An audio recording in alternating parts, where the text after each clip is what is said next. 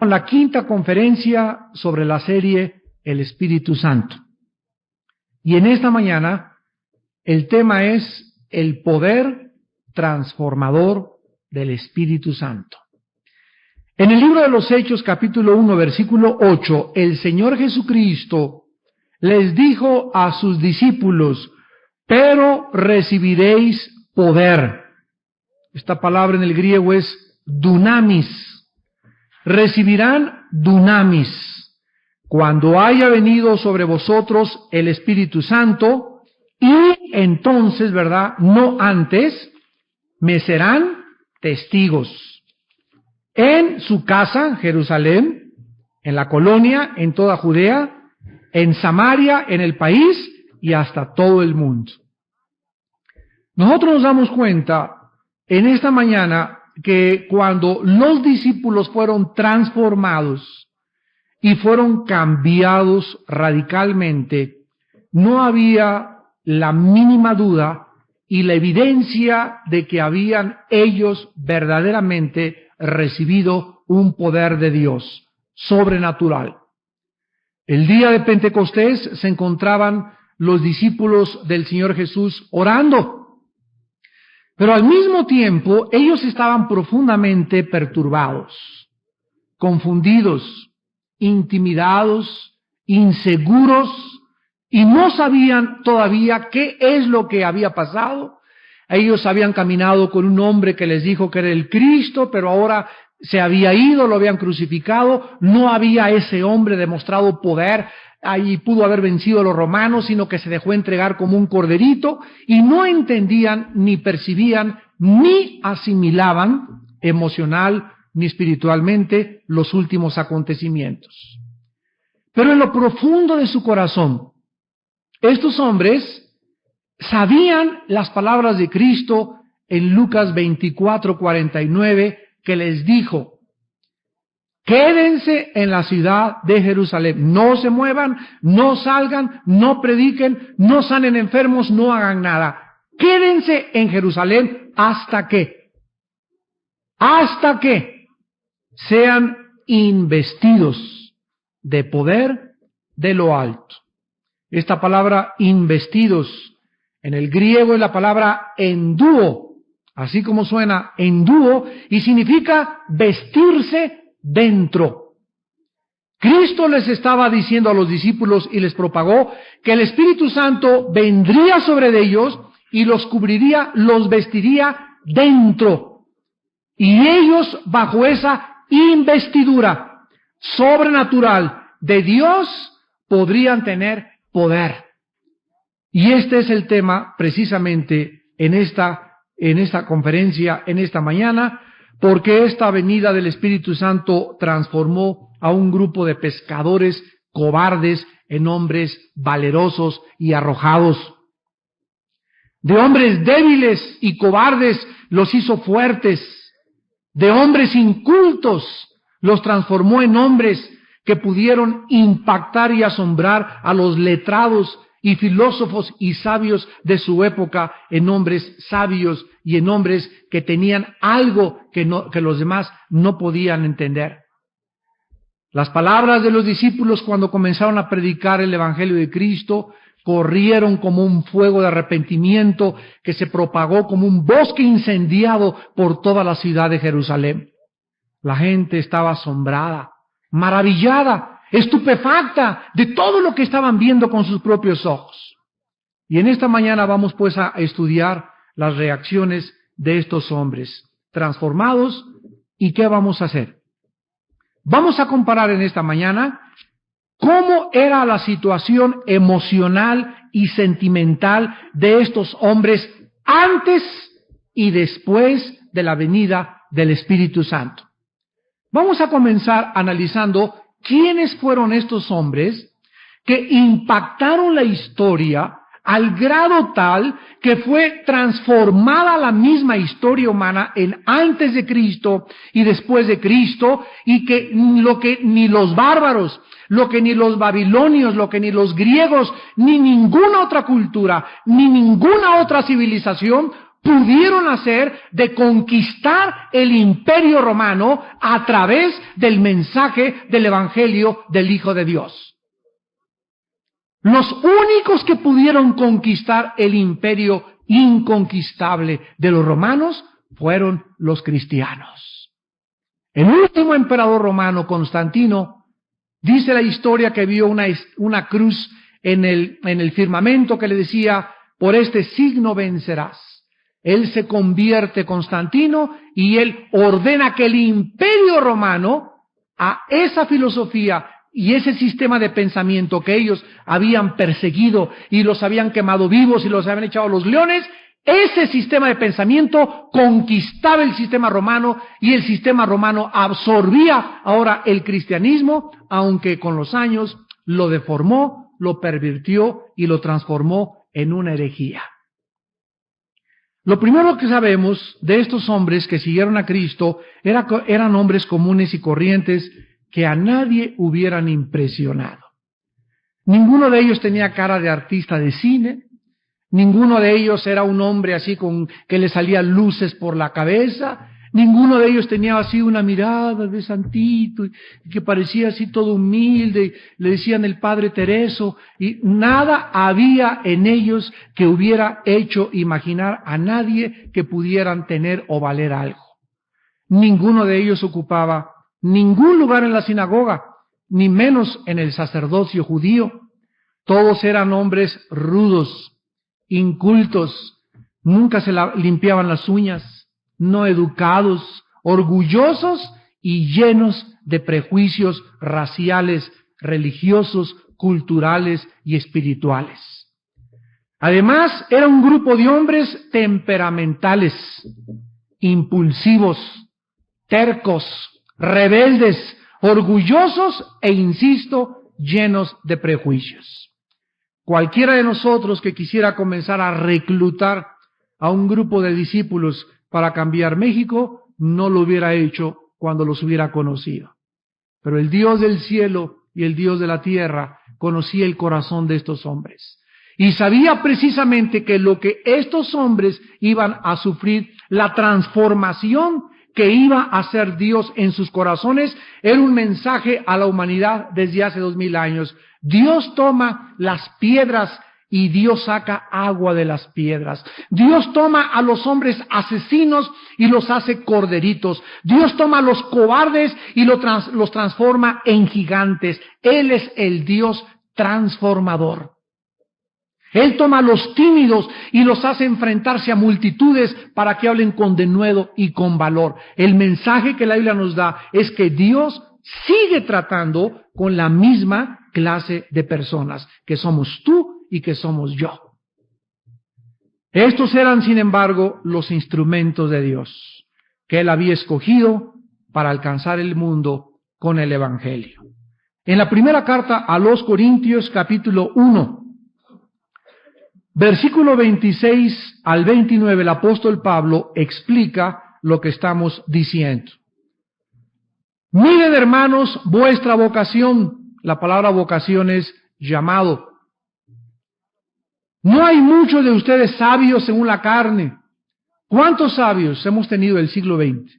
Dígame, ¿cuántos Einstein hay en el siglo XX? Hubo un Alberto Einstein y hay otro, ¿verdad?, que es el señor Hawking de la Universidad de Inglaterra, que es el físico matemático que está ahorita recluido en una silla de ruedas, que es la mente más brillante del siglo XX en físicas matemáticas después de Alberto Einstein. Este señor, si tú le das una hoja con 2 ecuaciones, las memoriza en menos de 30 segundos. No hay muchos sabios según la carne. No hay muchos hombres que brillen y destaquen en el firmamento. Son contados esas luces en la historia. Dice la Biblia, no hay muchos poderosos ni muchos nobles. ¿Cuántos hombres poderosos hay ahorita en el mundo? Como Saddam Hussein, como Clinton, como Yeltsin, gracias a Dios, que son poquitos. Porque nos iría como en feria si fueran muchos. Pero son muy pocas las personas que tienen demasiado poder. Porque si fueran demasiados, ¿verdad?, oprimirían al mundo. Dice la Biblia, no hay muchos nobles tampoco. O sea, no hay muchos de nosotros que digamos, pues yo desciendo, ¿ves? Del rey Juan Carlos de Inglaterra, ¿ves? No hay muchos pirulation, ¿verdad? No hay muchos que se jacten de sangre azul. No hay muchos que digan, mi madrina fue la archiduquesa de la señora Pompidou y Richelieu. No hay muchos de nosotros, no hay muchos Aristóteles. Díganme ustedes cuántos filósofos ha habido en el siglo XX como Sócrates. No ha vuelto a haber un Sócrates. 250 años antes de Cristo, en la época de oro de la filosofía griega, estuvieron Sócrates, Aristóteles, Demóstenes, Cicerón, etcétera, etcétera. ¿Y cuándo ha vuelto otra vez el mundo a producir esta clase de filósofos? ¿Sabes quiénes son los filósofos del siglo XX? Jean-Paul Sartre, Friedrich Nietzsche, y todos han sido ateos. No hay muchos nobles, no hay muchos filósofos, no hay muchos sabios. Versículo 25. ¿Por qué? Por esta razón. Porque lo insensato de Dios es más sabio que los hombres, y lo débil de Dios es más fuerte que los hombres. Miren, hermanos, vuestra vocación, porque lo necio del mundo, versículo 27, escogió Dios para avergonzar a los sabios. Lo débil del mundo escogió Dios para avergonzar a lo fuerte. Y lo vil del mundo y lo menospreciado escogió Dios, y lo que no es, para deshacer lo que es. ¿Por qué hizo esto Dios? Versículo 29, para que nadie se jacte en su presencia. Cuando Dios toma a un ser humano, Dios lo toma en bruto. Dios toma un carbón y lo pule. Dios comienza a obrar en todas nuestras deficiencias, en todas nuestras debilidades, y Él comienza con su poder a limarnos y a perfeccionarnos para después levantarnos como trofeos y decirle al mundo: esta era antes una mujer adúltera, le decían la Magdalena de la Roma, y ahora es la más grande santa, y mírenla cómo anuncia. Este hombre había sido un asesino, había sido un secuestrador, había abandonado a su esposa, esta mujer había abortado 15 veces, había matado a todos sus hijos, y ahora es un instrumento nuevo, para que cuando el hombre vea los instrumentos de Dios brillar en el firmamento, el mundo sepa que solo Dios puede transformar nuestras vidas. Y es por eso que Dios escoge precisamente lo que no es, lo que el mundo desecha, lo que el mundo considera como basura, lo toma Dios y lo convierte y nos los devuelve y nos dice: lo que ustedes consideran que no sirve, miren lo que yo puedo hacer con él. Y lo hizo comenzando con su Hijo Jesucristo. La Biblia dice de él: despreciado y desechado entre los hombres, ¿verdad? Vino Jesús y fuchi, ¿quién es? ¿Puede salir algo bueno de Tepoztlán de las Manzanas? ¿Podía salir algo bueno de Galilea? Era una ciudad despectiva, era una aldea que nadie consideraba que pudiera de ahí nacer un grande hombre que iba a cambiar el mundo, y menos el Mesías. Pero Dios escogió a propósito que el Salvador naciera en una aldea llamada Belén. ¿Qué significa Belén? Significa la casa del pan. Ahí fue donde se fabricó y donde nació el pan de vida. Y ahí fue donde nació Jesucristo. Y los que estuvieron en su nacimiento no fue el Shah de Irán, ni fue tampoco la reina de Inglaterra, ni la princesa Diana. En su nacimiento estuvieron los pastores, las vacas y las ovejas, porque Dios escogió lo menospreciado y lo vil para avergonzar a los fuertes y a los sabios.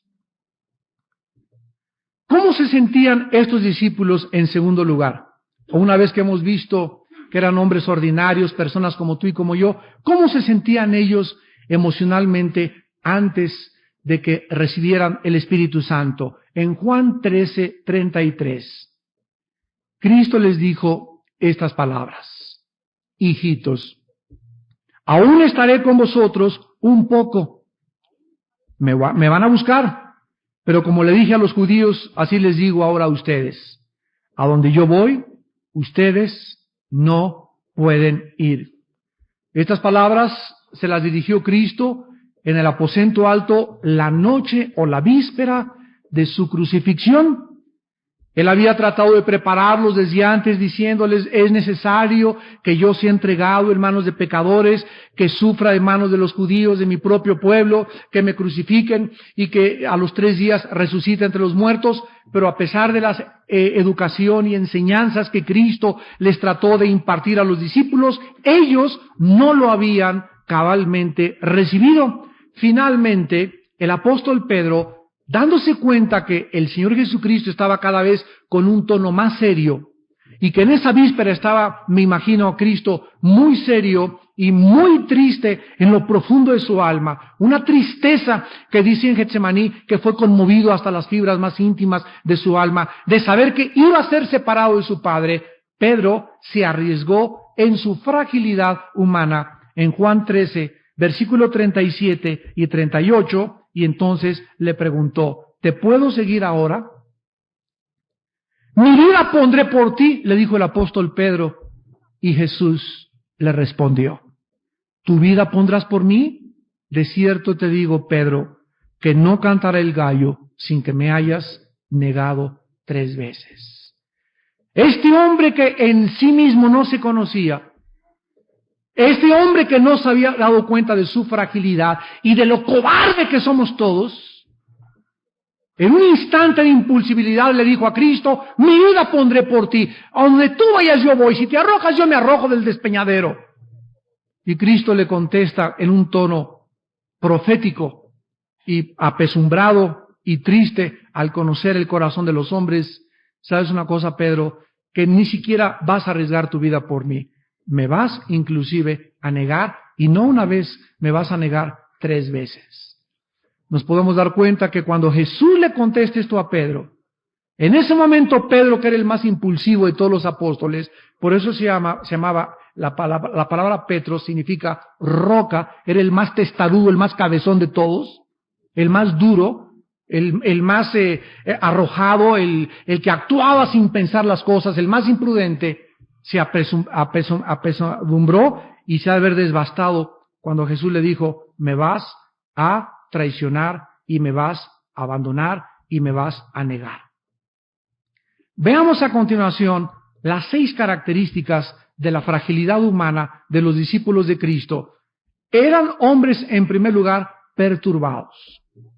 En Juan 14:1, Jesucristo sabía esta perturbación de sus corazones cuando les dijo, no se turbe vuestro corazón, si creen en Dios, creen en mí.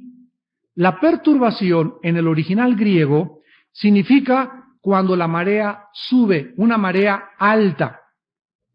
Y esto quiere decir que dentro de nuestra vida interior debe haber un control y una situación tal de nuestras emociones que la marea debe estar siempre a un nivel.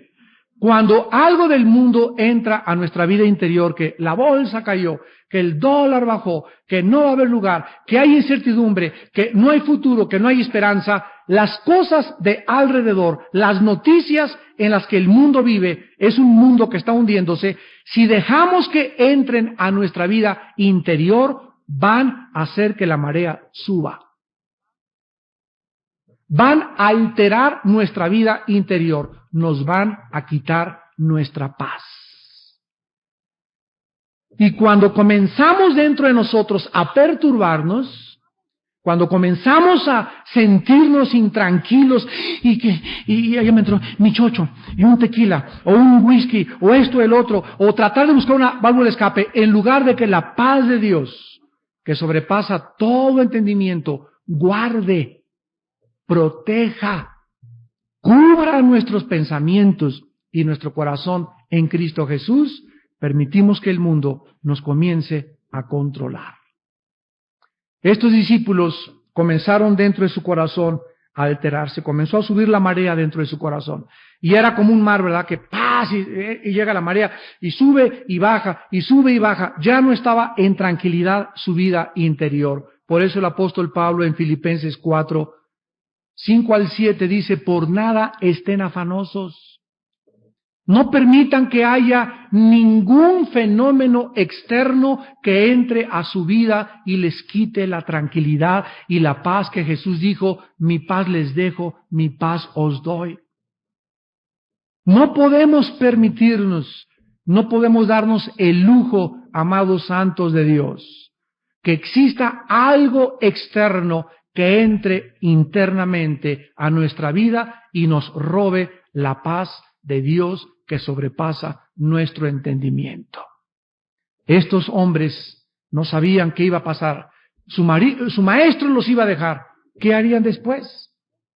En segundo lugar, eran hombres confundidos. Jesús les dijo que ellos sabían el camino. Y Tomás, en Juan 14, versículo 5, le contesta: Señor, no sabemos el camino, ¿a dónde vas?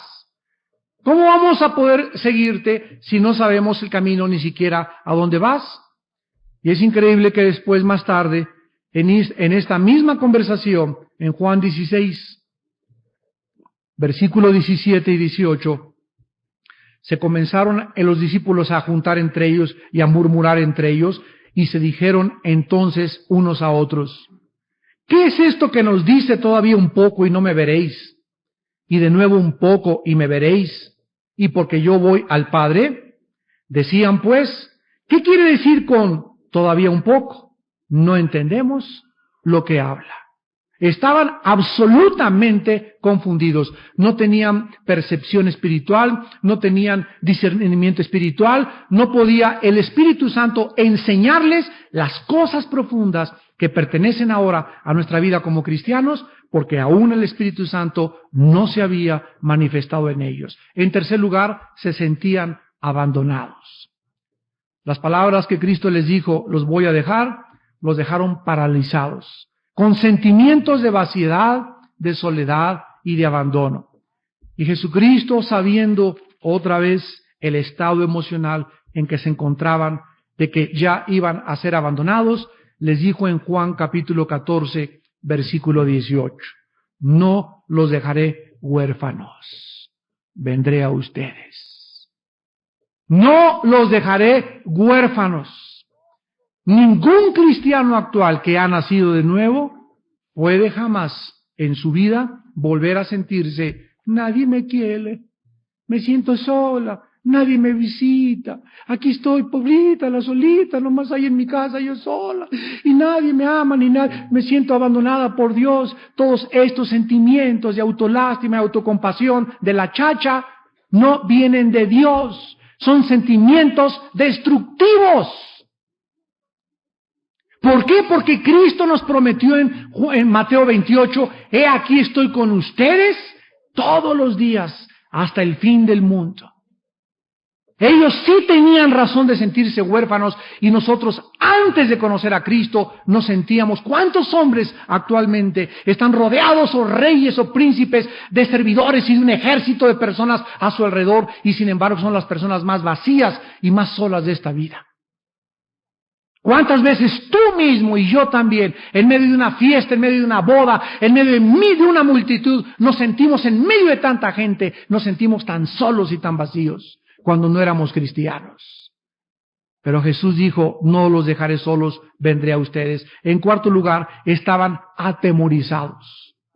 En Juan 14, 27, Jesucristo les dijo: la paz les dejo, mi paz les doy. Yo no os la doy como el mundo la da. No se turbe vuestro corazón, ni tenga miedo. Y el miedo es un sentimiento de que ya Dios no nos oye.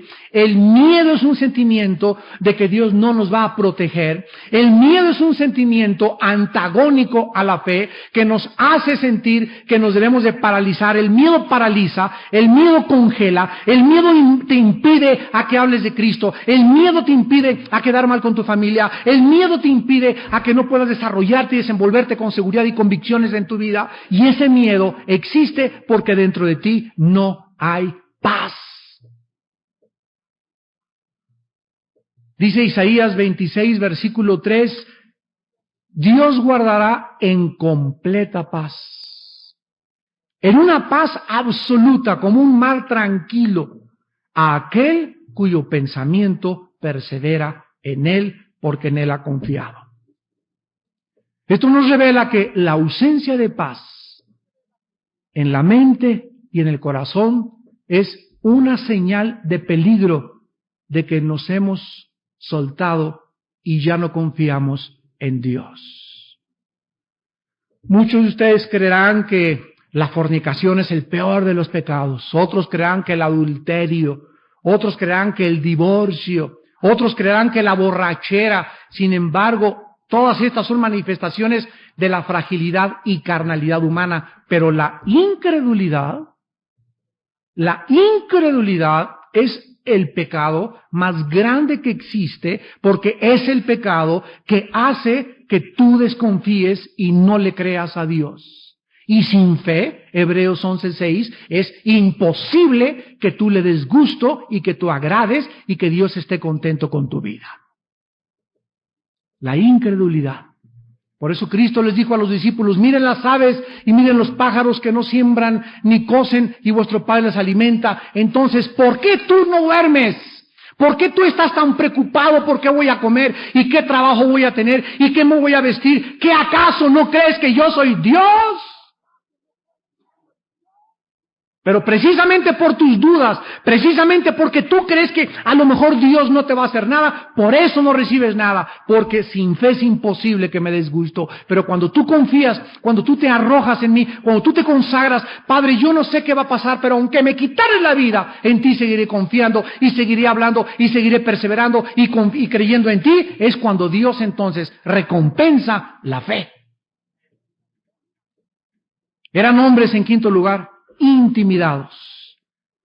El imperio romano era un imperio que tuvo fama por ser cruel con sus víctimas. Los romanos eran expertos maestros. Los chinos parecían Mickey Mouse con ellos en torturar a la gente. Si está famosa la tortura china, los romanos eran expertos en hacer sufrir y torturar a la gente. Fíjense lo que les voy a decir, y que no se les muriera.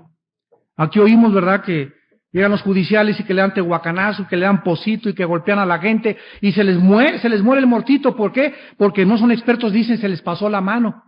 Pero los romanos eran expertos en hacer sufrir a la víctima sin que la víctima se muriera, y la hacían sufrir por días. La crucifixión era uno de sus métodos favoritos de hacer sufrir a la gente, aunque el crucificado ya estaba condenado a morir, pero moría en la agonía más profunda que ningún ser humano se puede imaginar.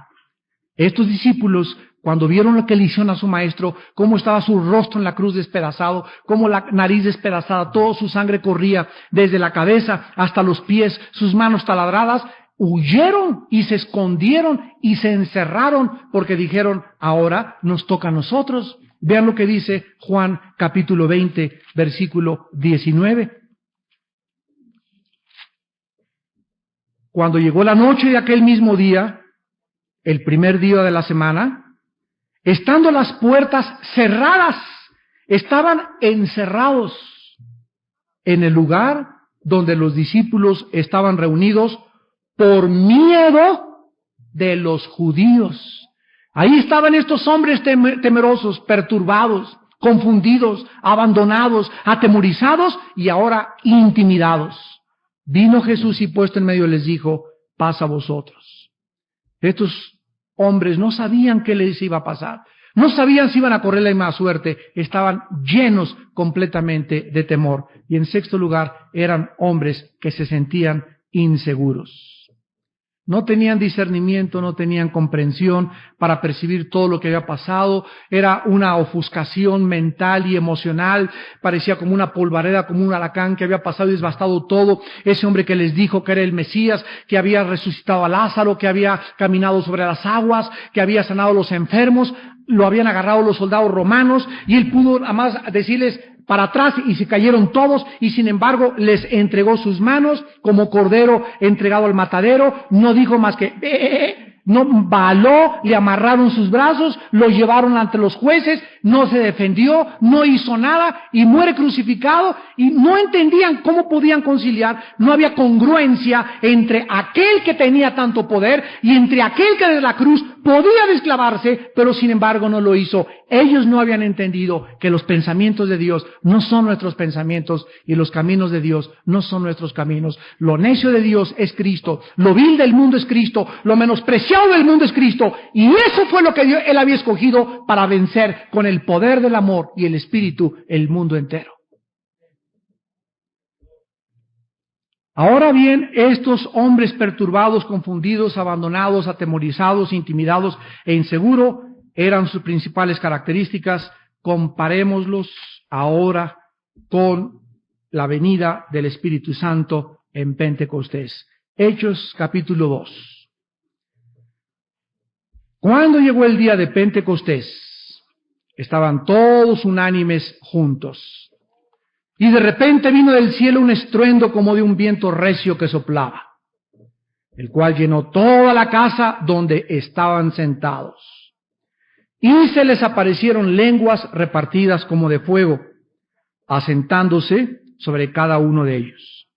Y fueron todos llenos del Espíritu Santo y comenzaron a hablar en otros idiomas.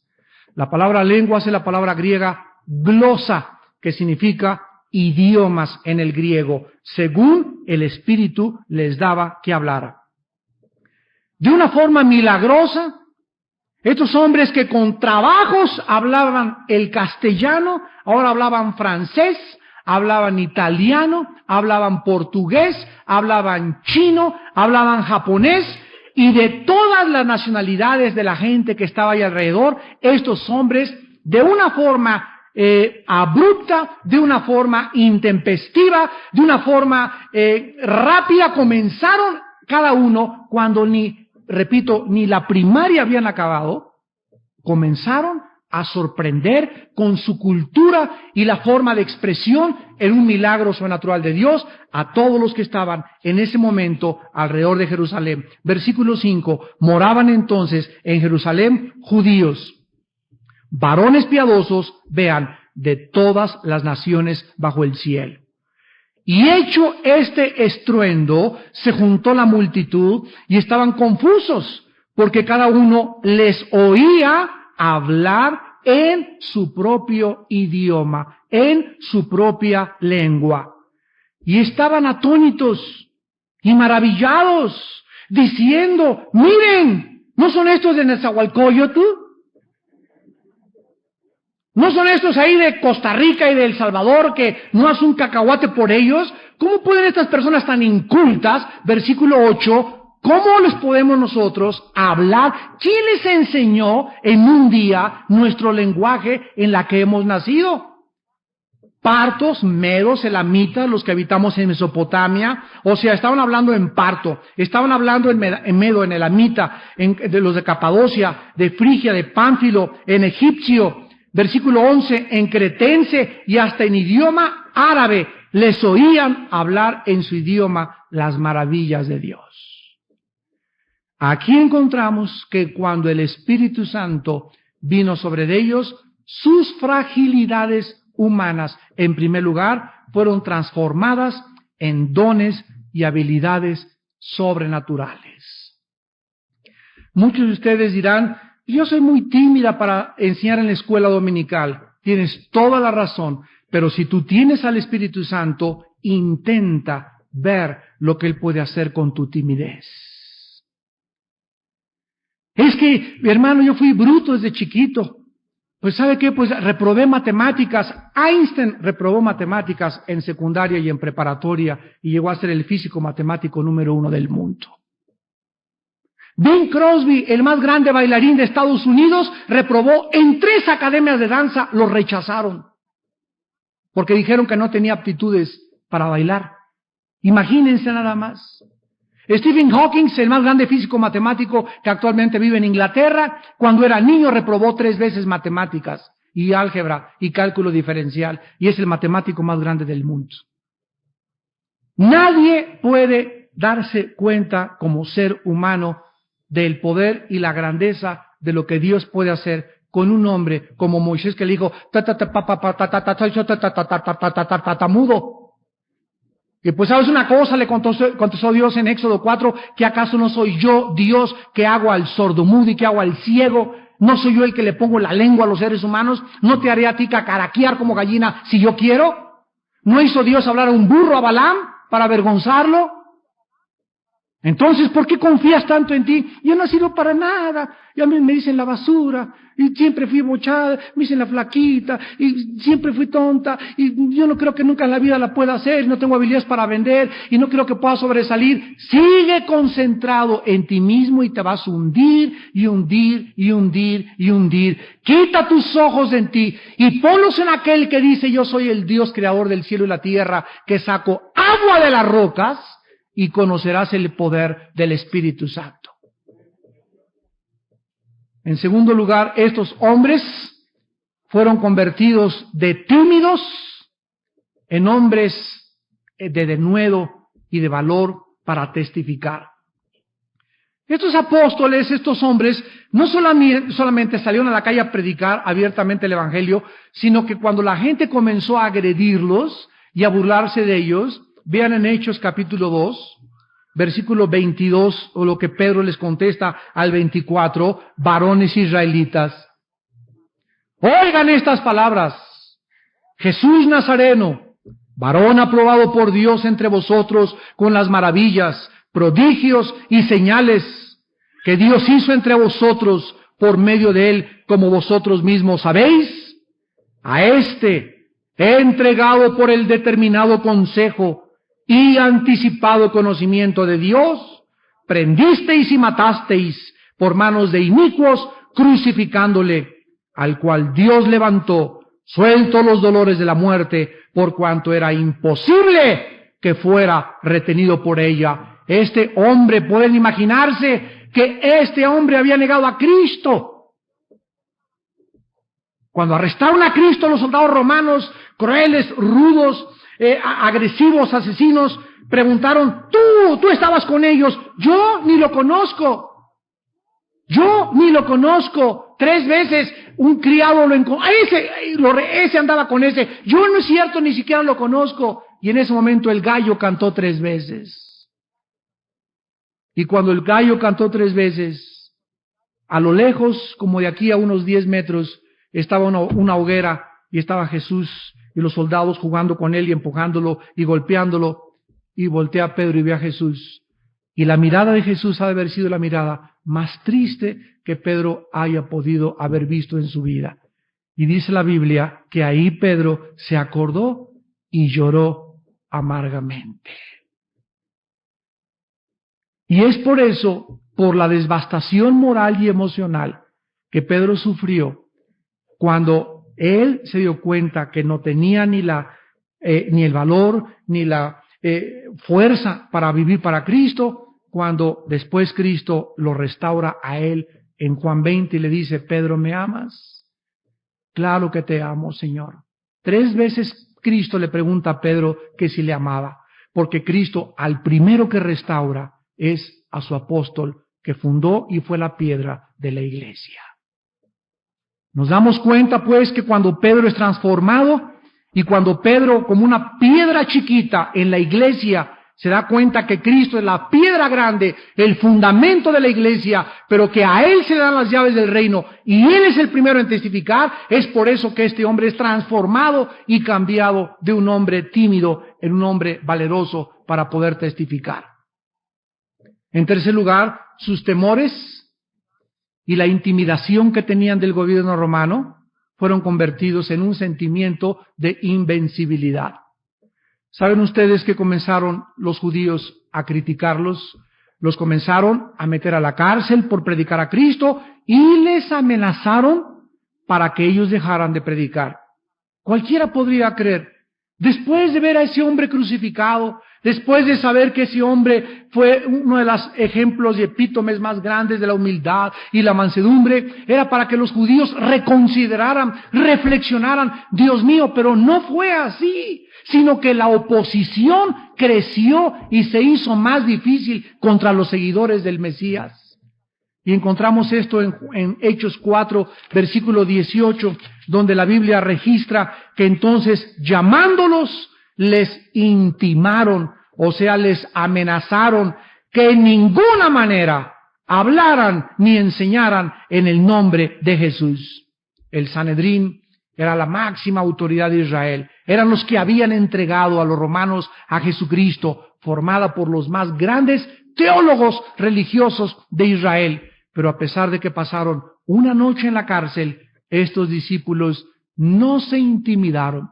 No le tuvieron miedo a sus líderes religiosos, ni al gobierno romano conocido, repito, por su crueldad, sino que ellos se levantaron, y dice el versículo 19 y 20.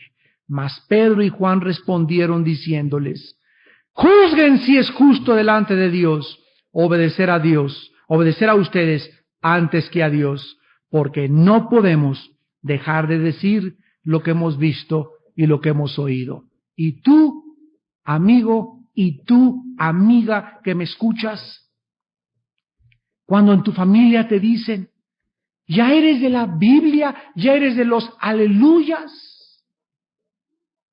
ya te cambiaste religión. No, pues mira, no exactamente, ¿verdad? Pero tú eres de esas personas que dices que ya recibieron al Espíritu Santo y sin embargo te dejas intimidar por la familia, te dejas intimidar por tu jefe de tu trabajo que te va a amenazar, que si no te vas a acostar con él, te va a quitar el trabajo, y tú como tonta secretaria, ahí pues a lo mejor, o como tu jefe que te dice que si tú no robas junto con él, te va a despedir. Tú te dejas intimidar cuando tienes el poder de Dios en tu vida. Es posible que los cristianos en la preparatoria y en la universidad, porque se para un burro ahí que le dicen maestro y dice que venimos del chango, y todos los estudiantes, ja, sí es cierto, tú porque eres cristianito, ahí está el cristianito, mire, cree que venimos de Dios, ahí no es cierto, te dejas intimidar por todos ellos, en lugar de que te pares y les digas: yo no puedo dejar de decir lo que Cristo ha hecho en mi corazón, porque los burros son ustedes. Este es el poder del Espíritu Santo que los cristianos tenemos actualmente en el siglo XX. Yo creo que los cristianos actuales están hechos de plastilina. ¿Saben ustedes que los mormones son más agresivos que nosotros? Los testigos de Jehová son más agresivos que nosotros. Los comunistas están dispuestos a morir por el comunismo. ¿Y tú? Tú te dejas intimidar por un maestro. Pues mi cuñada me dijo que si quería yo fuera madrina de ramos de mi sobrino en su primera comunión, y como no quiero quedar con la familia. ¿Cómo que no quieres quedar con la familia? Estos hombres quedaron mal con el mundo entero, con un imperio, por causa de Cristo, y tú, por tu familia, ¿te intimidas? ¿Realmente se puede decir que has sido transformado por el poder de Dios? Y finalmente estos hombres fueron transformados, sus sentimientos de soledad y de orfandad y de abandono, en un gozo perseverante. Pedro y Juan y otros discípulos comenzaron a ser metidos en la cárcel. Pero ya no se quedaron ahí, los comenzaron a azotar en las cárceles. Y comenzaron a ser llevados al Sanedrín y los comenzaron a amenazar, dice Hechos 5, versículo 40. Y convinieron, y llamando a los apóstoles, después de azotarlos, otra vez les intimaron que no hablaran en el nombre de Jesús, y los pusieron en libertad. Pero ¿les detuvo a estos hombres el castigo? ¿Les produjo resentimientos o se sintieron abandonados? Pobrecitos de nosotros, por eso somos cristianos. Yo que quería ser cristiano, y ahora hasta me echan a la cárcel por causa de Cristo. Ahora mi familia ya no me quiere por causa de Cristo. Todo me ha pasado por ser ahora cristiano. Tú eres de esas personas que ante la menor ofuscación, hostilidad o agresión de la gente, comienzas: ya nadie me quiere, yo creí que ser cristiano era que todo me iba a ir bien, que iba a ser muy feliz, que iba a prosperar y que todo iba viento en popa, y se te olvidó que Jesús dijo: el que me quiera seguir, cargue su cruz. ¿Y qué significa la cruz? Es el instrumento de muerte del gobierno romano.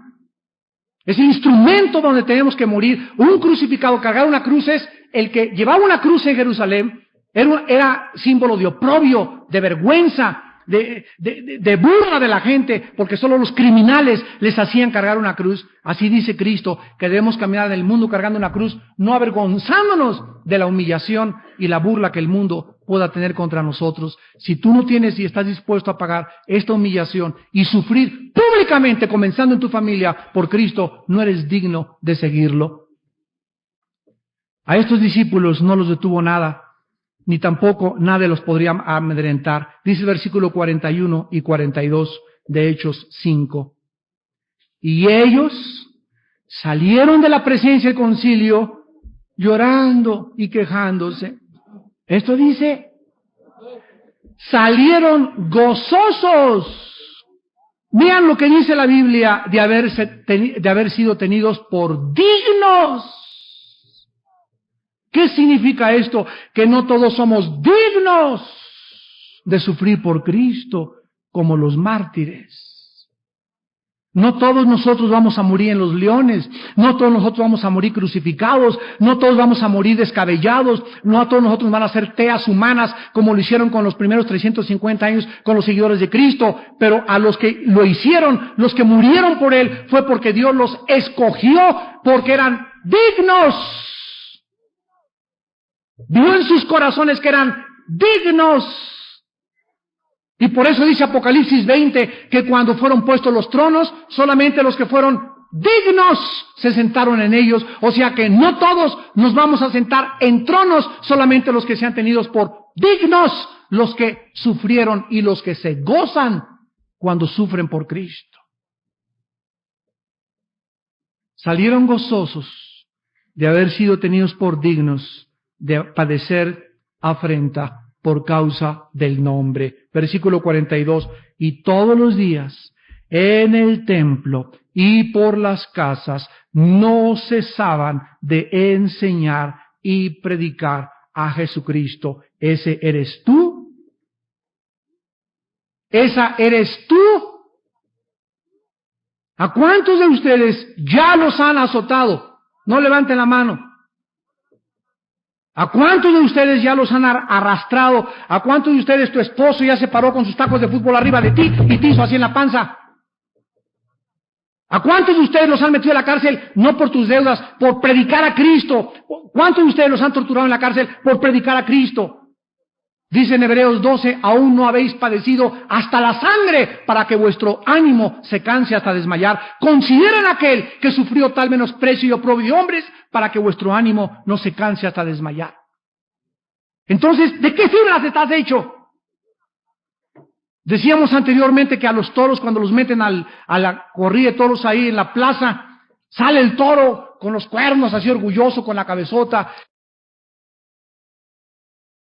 y ándale un par de banderillas y luego le meten otro par y le meten 3 pares de banderillas y comienza a borbotones a salir la sangre para debilitar su fuerza y para que el toro, el héroe ante la gente que se cree que eso era por ponerse con un animal frente a frente, el tonto pueda hacer la faena con su muleta y todo el mundo le aplauda y él salga hasta con las orejas y con el rabo. Y después de las banderillas le meten al toro un rejón y le vuelven a abrir más grande aquí la cerviz para que le salga más sangre. Y si el toro, a pesar de las banderillas y a pesar del rejón, siguen vistiendo y pegándole al caballo, ¿saben lo que hacen las autoridades de una plaza de toros? Lo indultan, le perdonan la vida para que se conserve como un garañón y mantener la ganadería de una forma más excelente. Y tú cuando a la primera banderilla, cristianos que los exhortan y ya no vuelvo a la iglesia porque me exhortaron, me dijeron que tenía cara de nuez, me dijo el pastor que ya no me casara, me dijo el pastor que no fui de esto, ahí me hablan muy feo, ya no regreso, todos son hipócritas, hechos de mermelada McCormick son los cristianos de actualmente, duermen en sábanas de seda y se peinan con peines y se creen en Santa Claus y se peinan con raya y ven caricaturas y todavía leen el Calimán. Esos son los cristianos del siglo XX y estas páginas nos fueron dejadas escritas y marcadas con el poder de Dios para que sepamos que nosotros no hemos ni siquiera, ni conocemos lo que es sufrir por Jesucristo. Y miren ustedes cuánta contención hay en las iglesias, cuántos pleitos, cuántos ataques, cuántas cosas entre unos contra otros, cuántas ofensas, cuántos hermanos ya no regresan a una iglesia porque le hablaron muy fuerte, cuántos se ofenden por tantas cosas y cuántos se dejan intimidar por la presión del mundo con su jefe, su trabajo, con su familia, porque no es cierto que tienen al Espíritu Santo, porque Dios no nos ha dado espíritu de cobardía. El espíritu que nos ha dado Dios es un espíritu de poder, de amor y dominio propio. Así que si tú no tienes estas características que estos hombres tuvieron, no creo, sinceramente, que tú seas lleno del Espíritu Santo. La única respuesta que nosotros encontramos en esta mañana es que la vida de un ser humano no puede ser cambiada ni transformada por ningún método científico ni filosófico, ni el control mental, ni la dianética, ni la nueva era, ni los gurús, ni las tradiciones, ni las filosofías orientales, nada, ni la psicología, ni la psiquiatría, nada puede cambiar a un hombre de cobarde en valeroso de la noche a la mañana. Nada puede cambiar a un hombre de tímido en arrojado, de cobarde en valiente, de una persona que no tiene habilidades en una persona que asombra por las manifestaciones que Dios hace a través de él. Nadie más que el poder del Espíritu Santo. Y recibirás poder. ¿Por qué? Porque para vivir en el mundo que nos rodea y para enfrentar al mundo que nos rodea, escucha, y para ir en contra de las tradiciones y de la corriente filosófica y moral del mundo, se necesita un poder sobrenatural. Y este poder es el poder del Espíritu Santo. Estos hombres fueron personas ordinarias como tú y como yo, pero ellos lograron algo extraordinario y maravilloso por la manifestación milagrosa y el poder del Espíritu Santo. Este poder está en esta mañana presente. Y cualquiera de ustedes en esta mañana que cree en la sangre derramada de Jesucristo en la cruz del Calvario y le recibe como su Señor y como su Salvador, comenzarás a experimentar de una forma progresiva este poder sobrenatural que cambiará, revolucionará, transformará tu vida hasta las fibras más profundas de tu ser. Es el poder del Espíritu Santo y te pertenece porque tú necesitas en esta mañana volver a nacer de nuevo. Inclinemos nuestra cabeza.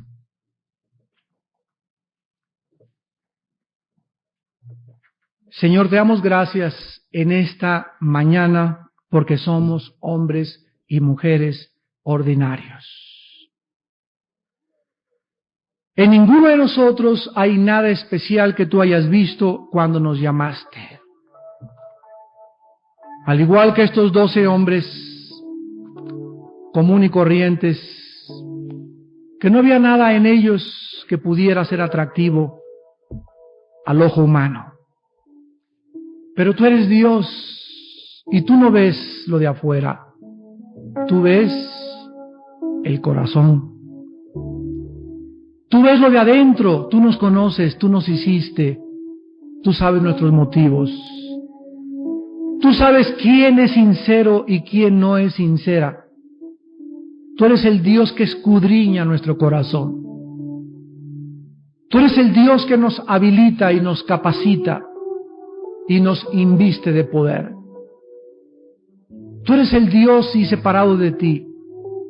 Y sin este poder, sin esta habilidad, no es que seamos competentes en nosotros mismos, sino que cada día aprendemos que dependemos del poder del Espíritu Santo.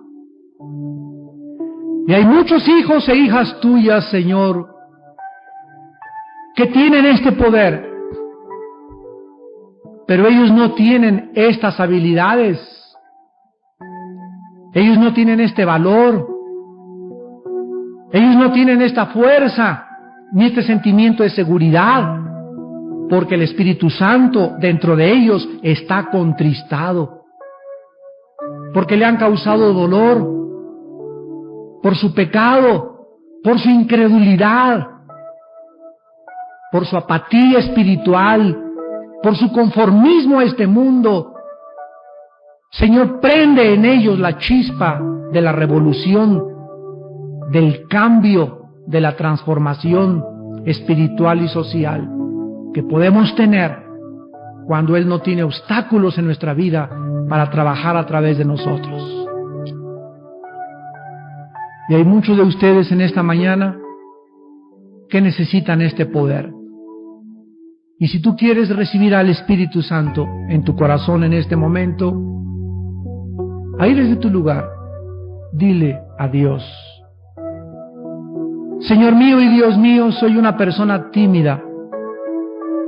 Estoy confundido, perturbado, desorientado, lleno de muchos temores e inseguridades hacia el futuro.